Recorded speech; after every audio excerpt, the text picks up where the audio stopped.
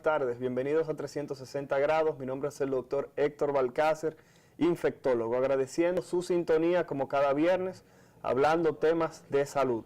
Hoy viernes queremos iniciar felicitando a un grupo de profesionales del Instituto Tecnológico de Santo Domingo que hoy tomaron su último examen para convertirse en médicos, para ser ya futuros colegas haciendo su especialidad y consiguiendo logros. Realmente quiero felicitar a Víctor, a Satia y a Estefanía por este próximo paso que acaban de dar.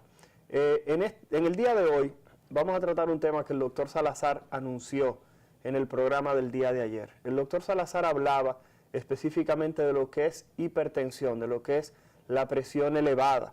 Y este tema, por tal motivo, por la importancia que reviste, hemos querido traer a la doctora Marta Santos, quien es cardióloga del Instituto Dominicano de Cardiología y de la Clínica Ginecología y Obstetricia. La doctora Santos va a estar con nosotros hablando de hipertensión, puesto que a la fecha, una de las novedades que hay en medicina es que los valores que conocíamos para hablar de que una persona sufría de la presión, a la fecha acaban de bajar. Lo que quiere dejar dicho que aquellos niveles de presión que anteriormente se consideraban normales, hoy en día posiblemente usted requiera medicamentos. Y este nuevo anuncio que hizo la Sociedad Americana del Corazón se traduce en que cerca del 40 o el 50% de las personas en muchos países ya sean hipertensas. Quédese con nosotros un momentito, vamos a hablar con la doctora Santos sobre este tema. Doctora Santos, gracias por acompañarnos y un placer tenerla aquí con nosotros. Gracias a ti, Balcácer, y gracias por la invitación. Doctora Santos, la primera pregunta tiene que ser, la hipertensión siempre se ha llamado un problema de que la gente tiene presión, de que tiene la presión alta, de que la persona le duele la cabeza, de que tiene mareos. ¿Es cierto que todo el que tiene la presión alta debe presentar dolor de cabeza y mareos o simplemente no pudiera sentir nada una persona? Bueno, simplemente como tú acabas de decir, no debería de sentir síntomas, no siempre se siente ninguna sensación, ningún síntoma. Muchos pacientes sí los relacionan con mareo y con dolor de cabeza. Ese paciente es fácil de detectar e inclusive es muy buen paciente para medicar, porque cuando tú encuentras unos niveles de presión alta y encuentras un dolor de cabeza, entonces tú puedes decir, bueno, es muy probable que sea por la presión. Pero según la literatura y todo lo que se dice, o sea, no siempre que un dolor de cabeza o un mareo tú vas a encontrar presión alta. Por eso le decimos a la hipertensión el asesino silente. ¿Por qué? Porque no te da síntomas. No siempre la persona siente que tiene la presión alta. Entonces, eso es por eso que se llama, como vuelvo y repito, un asesino silente te está acechando y te va a matar, porque inmediatamente como tú no sabes que tiene la presión alta, además tú no vas al médico, no te chequeas. Entonces, ¿cómo tú puedes saber que tú tienes presión alta? Tampoco te la tomas en tu casa, porque ya debe, cada persona en su casa debe tomarse la presión. O sea, ya debe, todo el mundo yo pienso que debe tener ese aparatito electrónico, preferiblemente el del brazo, no el de la muñeca. El de la muñeca. Exacto. ¿Por qué razón, doctora Santos? Porque ese de la muñeca es mucho más fácil. La gente le tiene menos miedo a ponerse algo en la muñeca que en el brazo. Lo que pasa es que la mayoría de los estudios y la Sociedad Americana del Corazón que recomienda es el del brazo. O sea, los estudios que se han hecho con monitoreo ambulatorio, ese es el que más preciso que el de la muñeca. Y por esta razón, o sea, no se recomienda el de la muñeca. Doctora Santos, usted dice que las personas que sufren de la presión pueden tener problemas de salud. El problema es que una persona que tiene la presión alta, ¿qué problema puede tener? Porque generalmente todo el que le sube la presión lo único que dice es me dio un dolorcito de cabeza. Pero una persona que se mantiene con la presión alta por mucho tiempo, ¿qué tipo de problemas puede acarrearle eso a su salud con el paso del tiempo? Bueno, la hipertensión, presión alta, ¿verdad? No es más que un factor de riesgo. Un factor de riesgo para dañarte el corazón, para dañarte el cerebro. Entonces, ¿qué pasa con tú tener la presión? Y los riñones también, y los ojos también te lo dañan. Los ojos también, excelente. O sea, estamos hablando de que la presión puede producir ceguera, insuficiencia renal, o sea que tú puedes ir a diálisis, puede provocar infarto y te puede provocar, ¿cómo se llama? Infarto cerebral o derrame cerebral, que esté con sangre, que es lo que la persona dice, le dio un derrame. La diferencia sería que el que tiene derrame tiene sangre en el cerebro porque se rompió un vaso. Y está el otro que lo que produce fue una isquemia o una falta de oxígeno en el cerebro. Entonces, la presión, ¿qué tan importante es la hipertensión? El problema de la hipertensión es que hipertensión podemos tener todo, en un sentido. ¿Por qué podemos tener todo? El problema es controlarla. O sea, si soy hipertenso, ¿Qué tengo que hacer? Controlarme, porque ¿cuántas personas no conocemos que tienen 30, 40 años siendo hipertensos y nunca han hecho un evento? O sea, nunca han hecho un infarto, nunca han hecho un derrame cerebral. ¿Pero por qué? Porque esta persona se toma su medicamento. Entonces, lo importante es cuando tú eres hipertenso, pues, tomar tu medicamento, y no solamente tomar tu medicamento, sino estar controlado. Porque si tomas medicamento y no está controlado, o sea, independientemente sigue siendo hipertenso. O sea, y los daños se van a dar. Tanto se van a dar en el vaso, y como se van a dar a nivel del corazón. O sea, porque tú tienes dos componentes para la presión. Tiene el tubo, que es el vaso, y tiene la bomba, que es el corazón. Entonces, cualquiera de los dos en cualquier momento puede fallar. Ok. Señores, ya están escuchando. Si usted sufre de la presión o desconoce que sufre de la presión, debe ir a tomarse la presión o comprarse el aparato, como dice la doctora Santos. No el de la muñeca, que es más cómodo, el que se toma aquí, a nivel del brazo. Y la doctora hablaba de que se le puede dañar el corazón, el cerebro, los riñones o perder la vista. Doctora Santos, ya que estamos hablando de eso de tomarse la presión, ¿cada cuánto tiempo una persona debe tomarse la presión? Porque vamos a ser honestos, hay personas que se toman la presión 3, 4, 5 veces al día y quedan con cierto grado de problemas. ¿Cuántas veces al año, al día, una persona debe tomarse la presión? ¿Cuál es la recomendación internacional para estos fines? Bueno, mira, para los pacientes que sufren de hipertensión, por lo menos si el paciente está controlado, pudiese ir a su cardiólogo cada 6 meses o cada 4 meses, que se recomienda. Ahora, todo va a depender, o sea, del paciente. Se individualiza el paciente. ¿Qué paciente tú tienes enfrente? Sí. O sea, un paciente que no es educado, es decir, en cuanto a su tratamiento, un paciente que no lleva su tratamiento como debe de ser. Entonces, este paciente tú necesitas verlo más de cerca para poderlo controlar. Pero inmediatamente el paciente está controlado. Este es un paciente que tú puedes dar 3, 4, 6 meses para verlo y tú le puedes dar 3 consultas al año o le puedes dar también 2 consultas al año. O sea que ese cliché que existe de hacerse el chequeo anual, aparentemente, según lo que usted está diciendo, podría ser poco, ya que una persona debería tomarse su presión por lo menos 2 veces al año. Esa Sí. es la recomendación. Yo considero que sí, que es poco, porque como estamos hablando y como tú al inicio del programa hablaste de los niveles, o sea, más bajos ahora mismo para hipertensión, ¿de qué manera tú puedes captar a este paciente? ¿Cómo tú puedes detectar ese paciente que es hipertenso? Tú lo puedes detectar si él va a su médico. Y como estamos viendo ya tanta hipertensión en pacientes jóvenes, independientemente de edad, tenemos pacientes e inclusive niños.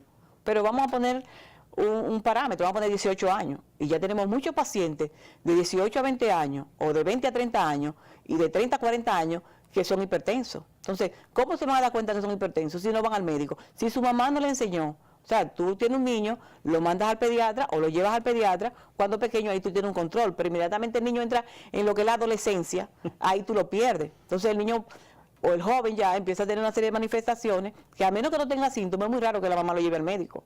Entonces, pero ya tenemos pacientes que muchas veces tú lo ves en la consulta, 18, 20 años, que son hipertensos. Doctora Santos, ¿y es el mismo factor de riesgo? Porque sabemos que una persona que es adulto mayor, que ya es una persona de cierta edad, es normal que sus vasos sanguíneos, o sea, por donde sale la sangre, estén endurecidos por el uso. Pero la pregunta es, una persona de esa edad que usted mencionaba, 18, 19, 20 años, que nos consideramos indestructibles, inmortales, ¿qué tipo de factores de riesgo tiene para presentar presión alta? O sea, ¿por qué razón una persona de esa edad va a tener problemas de presión? Bueno, muy buena la pregunta, Balcácer. ¿Por qué? Anteriormente teníamos la idea y teníamos una clasificación como médico de que tú decías, bueno, hipertenso, la primera causa es idiopática. Y la segunda parte, o sea, el 10% te queda que es renal. Y teníamos esa creencia. Pero luego que aparecen estos muchachos tan modernos, entonces con ellos también viene una serie de hábitos. Entonces adquieren hábitos tóxicos a muy temprana edad. Entonces empiezan a consumir sustancias. Exacto, gracias. Dígale lo que son hábitos tóxicos para las personas que nos están viendo. Sí, empiezan a consumir sustancias ilícitas, entre eso está la juca, la cocaína, e inclusive como tú me estuvieras diciendo, mire doctora, ¿cuál es la primera causa? Juca y cocaína son la primera causa de hipertensión en pacientes jóvenes a esa edad. O sea que estamos hablando del cigarrillo, el tabaco, porque cuando hablamos de juca hablamos también... El tabaco no tanto, porque es juca, yo en mi forma, o sea, en lo que he investigado, sí, en mi consultorio, yo lo considero como droga. Yo no lo considero como tabaco. Porque si hacemos un análisis de juca, tú vas a decir cuánto ha muerto por cáncer de pulmón por una juca. Tú todavía no tienes estadística. No. Pero sí tú tienes estadística ya de juca por hipertensión, por insuficiencia cardíaca, o sea, inclusive infarto por juca. Yo he tenido pacientes con infarto por juca y paciente hipertenso por juca, y por cocaína ni se diga. Doctora, ¿y el alcohol? El alcohol también continúa siendo una causa dentro de los hábitos clásicos permisibles, o sea, de esas sustancias que son legales. Y tú sabes que todo en exceso hace daño, y el alcohol en exceso tiene su efecto sobre el corazón. Doctora, ¿y el ejercicio y las personas que tienen cierto grado de obesidad, aquellas personas que están un poquitito pasaditas de libra, tienen mayor riesgo de presentar hipertensión también? Sí, tienen mayor riesgo, se podría decir que se duplica y muchas veces se cuatriplica el riesgo cardiovascular en este tipo de pacientes. Doctora Santos, una pregunta obligada. ¿Qué tantos dominicanos sufren de la presión? Actualmente tenemos entre un 30 a un 35%, según los diferentes estudios, porque SENASA hizo una encuesta, más el primer estudio, un estudio de factor de riesgo que se hizo, muy importante el estudio FRICAD-2, que se realizó en nuestro país, se hizo a nivel nacional con una muestra bastante, como 4.000 y pico de pacientes la muestra. O sea que, y en eso, 35% de la población general tenía hipertensión. Ok. Doctora Santos, tenemos ahí un cuadrito en pantalla que habla de valores de presión. Esos valores de presión son los nuevos valores del 2017, donde dice que una persona que tiene más de 13,8 ya se considera que es una persona que tiene la presión alta. Cuando hablo de 13,8, estamos hablando de 130 sobre 80 milímetros de mercurio, porque la gente lo conoce como 13,8 y antes eso se consideraba normal.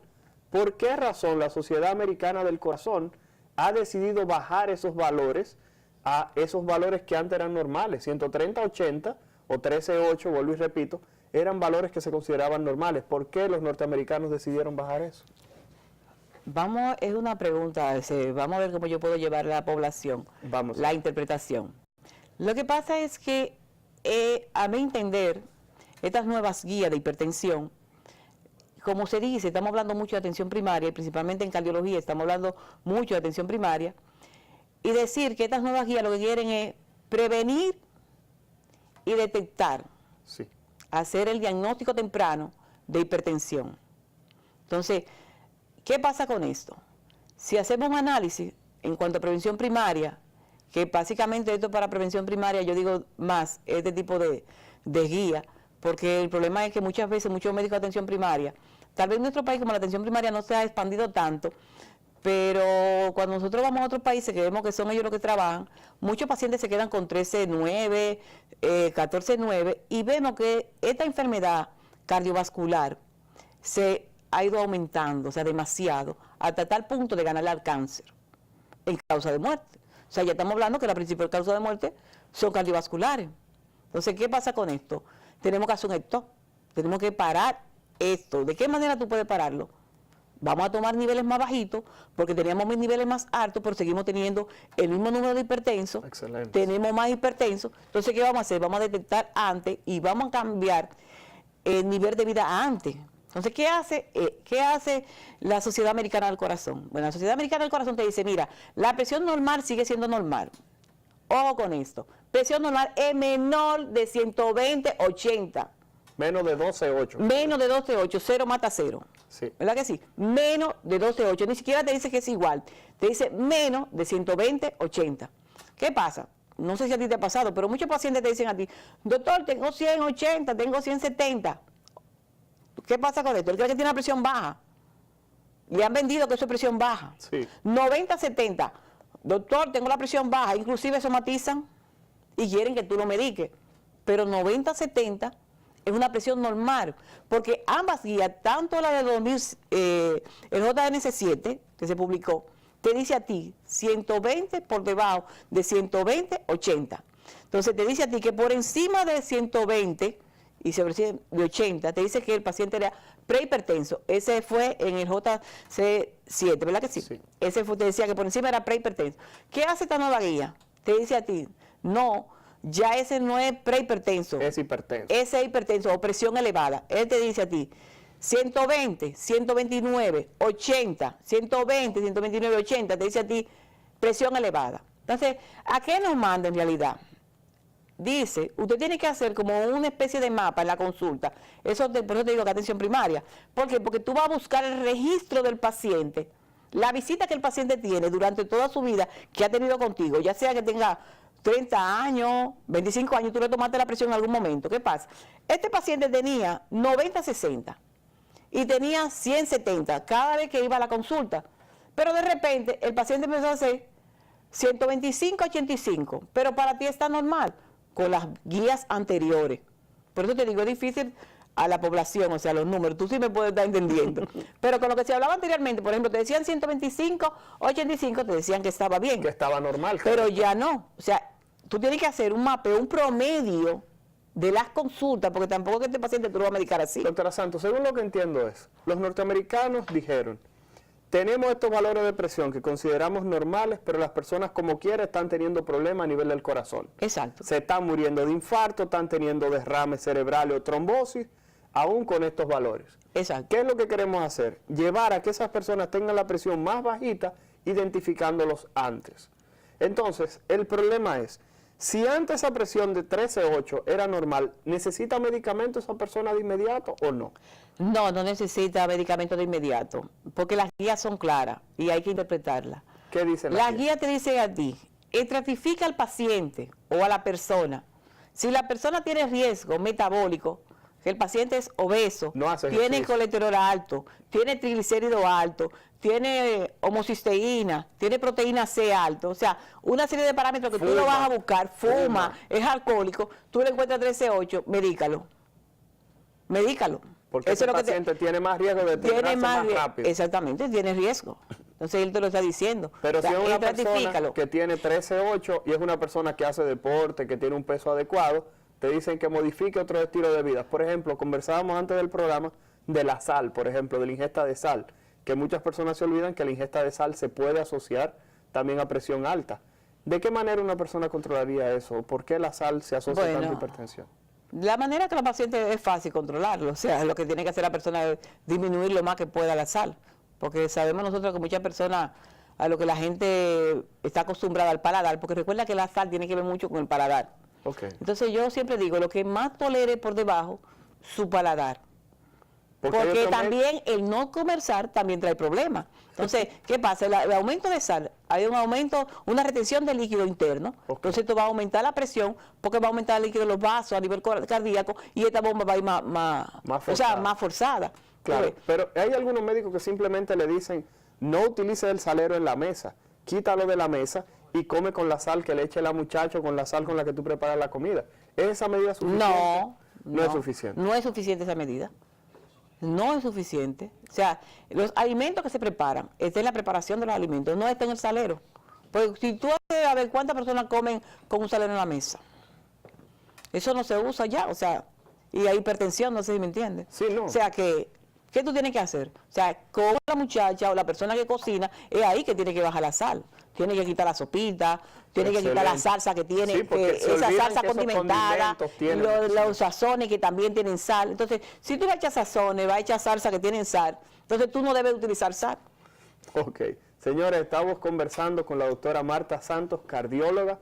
Regresamos en unos momentos, vamos a ir a nuestra primera pausa. Quédese con nosotros, que luego vamos a hablar de los medicamentos y algunos problemas que los hombres identifican con la medicación.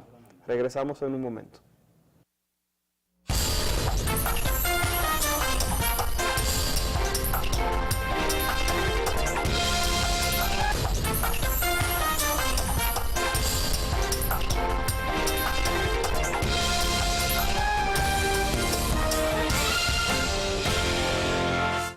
Doctora Santos, señores que nos están viendo en sus casas, estamos con la doctora Marta Santos, cardióloga, hablando en el día de hoy de hipertensión y hablando más que nada sobre las nuevas guías, las modificaciones que le han hecho para aquellas personas que sufren de la presión. Doctora Santos, tenemos preguntas a través de las redes sociales. Tenemos al señor Raymond Ramírez y al comunicador Robert Ramírez también, quienes nos preguntan dos cosas bastante importantes.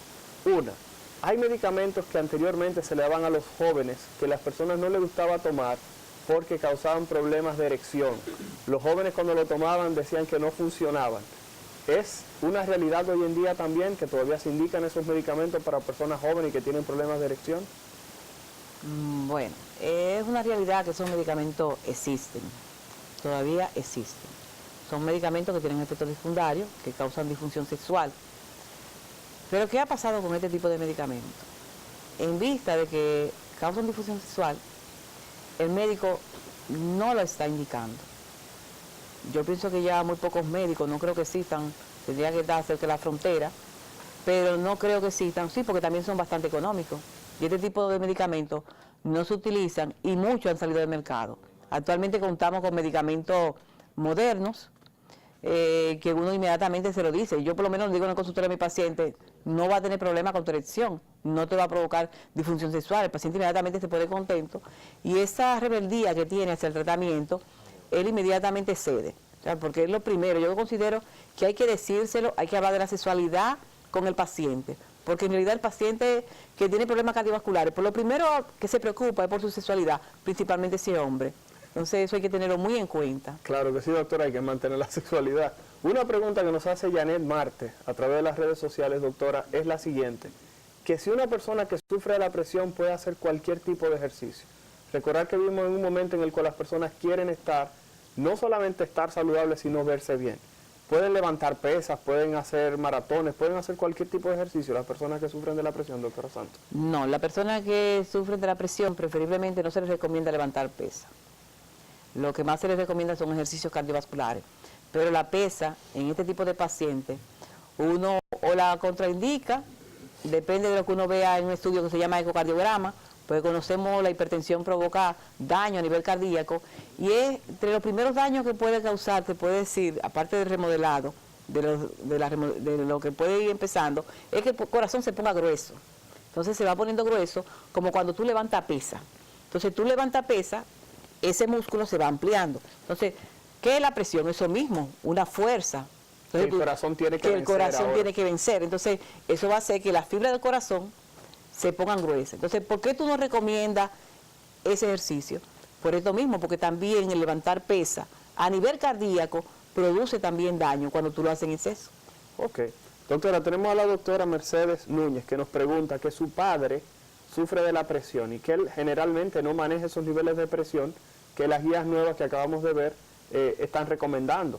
Que si ella ahora tiene que ser más agresiva bajándole la presión a su padre, que si esa es una razón ahora para disminuirle la presión más a su papá, porque ella tiene miedo porque en ocasiones cuando la presión le baja mucho, ve que a su papá le dan unos mareitos. ¿Pudiera usted por favor orientar a la doctora Núñez, por favor? Bueno, lo que pasa con la guía nueva es que ha puesto un número. Hay un problema con esta guía. El número es que aunque tú eres hipertenso, tengo que llevarte a 13.8. Y 13.8 se ha convertido en un número, no importa la edad. Es lo que ha hecho la guía. Entonces, ¿qué pasa con esto?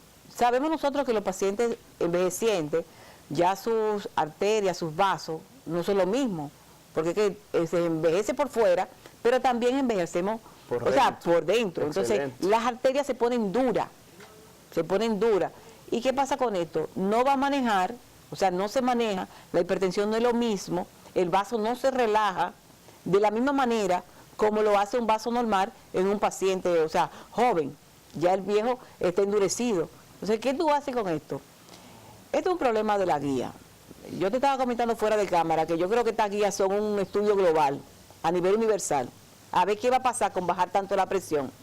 Porque el bajar tanto la presión, sabemos nosotros que muchas personas no toleran cierto número, pero tiene algo muy bueno, es que el médico va a ir pendiente y que tú vas a tener que chequearlo más de cerca y que vas a tener que ocuparte más de ese paciente, sí. Porque no es que tú lo vas a dejar ya 14.9, la presión está bien, no, tú tienes un estadio 2 con la guía actual, entonces tú no puedes decir a ese paciente que tiene 14.9, váyase y no le agrega otra medicación. Entonces ya tú tienes que ese paciente bajarle la presión, o sea, a tus niveles. Entonces el pacientico, este pacientico que tenemos, que es lo que no sabemos que van a arrojar, pasa que se hizo un primer estudio, que se hizo un estudio de una terapia intensiva, o sea, bajando los estudios, que fue el estudio SPRING. Entonces se vio que no hubo tantos efectos secundarios en este tipo de pacientes. Yo creo que este estudio influyó mucho sobre estas guías. Okay. Entonces, eso es lo que ese es mi parecer. Algo que no hemos dicho, que las guías plantean, a pesar de que estaban dentro de la gráfica que pusimos, es que según estas guías, si usted tiene la presión alta por primera vez, usted ahora va a necesitar tomarse la presión todos los meses. O sea, las guías contemplan que usted va a necesitar chequearse la presión todos los meses hasta que la presión se controle. Y esto es algo bastante interesante, porque como decía la doctora Santos, eso simplemente evita el hecho de que usted pueda salirse de lo que es la parte del seguimiento. Por eso cuando la doctora Santos hablaba de atención primaria, hay que comenzar a prestar atención, porque la atención primaria se debe convertir en esa puerta, no solamente de tratamiento del paciente, sino lo que es fortalecer la prevención. Doctora Santos, algo que no quiero dejar, porque ya el tiempo se nos está yendo casi arriba, la pregunta es, la presión alta en las embarazadas. A la fecha reconocemos que es un problema durante la gestación, durante la mujer mantenerse en estado. La pregunta es, ¿qué tantos problemas causa esa presión elevada en el embarazo? Bueno, la presión elevada en el embarazo, lo que muchas veces le llamamos, muchas personas son hipertensas y van a un embarazo con hipertensión, que sería hipertensión crónica. Pero vamos a tener una hipertensión que se presente después de las 20 semanas de embarazo, donde va a entrar, entonces tú vas a decir que hay hipertensión del embarazo, y después de otros factores tú vas a clasificar en preeclampsia. En preeclampsia, lo que la gente le llama frenesí. Pero vamos a hablar de preeclampsia, entonces, que es como la persona lo entiende. Muchas personas ya entienden lo que es preeclampsia. Esto va a traer muchas complicaciones, tanto se lo puede ocasionar al feto como a la madre. Básicamente siempre nos apoyamos mucho en la madre, porque en la madre esto pudiera causar un derrame cerebral, o sea, romper un vaso, puede morir, puede hacer lo que se llama también un síndrome de Hell, que es como una coagulopatía, o sea, presenta alteraciones de la coagulación y las pruebas hepáticas se elevan. Y esto, o sea, aparte también de que puede provocar en el mismo bebé retraso del crecimiento intrauterino, parto prematuro. Una de las causas de prematuridad ahora mismo actualmente era la preeclampsia. La hipertensión es una, número uno podemos decir, de parto prematuro. Son muchas las personas ahora mismo que tú lo ves que tienen una preeclampsia o una hipertensión no controlada, o sea, ya propia del embarazo, que a veces se queda con el mismo, como te digo, con 1490. Entonces esa placenta se va madurando, se va preparando, no está teniendo ya la circulación, la irrigación que tiene. Entonces el niño tampoco está recibiendo, lo cual también el niño entra en sufrimiento fetal. Tú puedes también tener una placenta previa. O sea, son muchas las complicaciones que se pueden tener con una preeclampsia, por lo cual la presión en el embarazo hay que tratarla. ¿Con qué? Con medicamentos propios del embarazo. Hay medicamentos... Eso era lo que iba a decir, doctora Santos. Hay medicamentos que se pueden utilizar en el embarazo sin ningún tipo de problema. Exacto, que sirven para el embarazo y sirven para lactar. O sea, que no tienen ningún problema, que tú en el embarazo no va a tener efecto sobre el niño. Ya muchos estudios lo avalan. Últimamente no se están haciendo estudios, por ejemplo, con medicamentos en embarazadas, porque tú sabes muy bien que ya eso no se usa de placebo y cosas así, por el riesgo de demanda. Además, ya tú no puedes someter a un paciente así a un peligro, ya una persona embarazada. Eso era anteriormente que se hacían ese tipo de estudios. Y por eso tenemos medicamentos, o sea, muy viejos. Los medicamentos que nosotros usamos actualmente, muchos no los usamos en embarazo, porque pueden causar malformación congénita. Pero tenemos medicamentos que son viejos, que se siguen usando todavía, que tienen muy buenos efectos y que todavía tú sales del embarazo y los sigues tomando y puedes seguir lactando. Doctora Santos, una preguntita.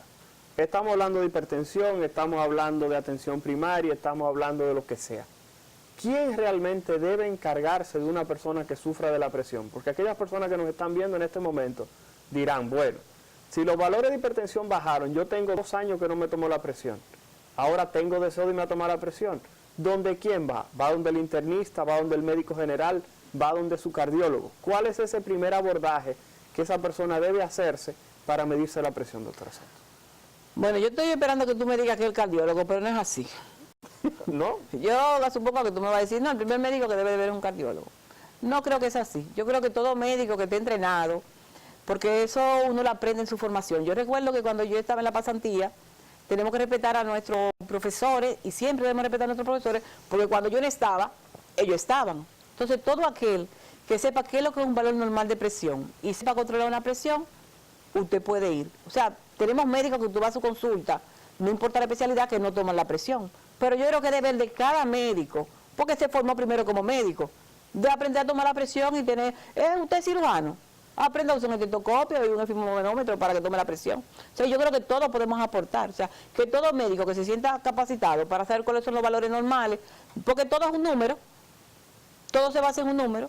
Si decimos que la presión normal es menor de 120/80, ya tú sabes que desde que te hacia arriba, va al urólogo, a donde sea, y te encuentra 14/9, te encuentra 13/8, que esas son las guías. Vaya al cardiólogo, vaya al internista, donde usted quiera mandarlo, porque para eso se están haciendo los médicos de atención primaria en cardiología. Porque estamos hablando ya también de atención primaria a nivel de las subespecialidades. Okay. O sea, que tú vas un médico de atención primaria que esté preparado para cardiología, puede manejar ese paciente hipertenso, porque la hipertensión es de atención primaria. Okay. La hipertensión es un problema de médico de atención primaria, porque ese médico, ¿a qué es lo que le va a dar seguimiento? A un número y a las complicaciones que puede presentar, haciéndole sus análisis, y ese médico lo puede llevar. Ah, si el médico no está preparado, que ahí es que viene el problema.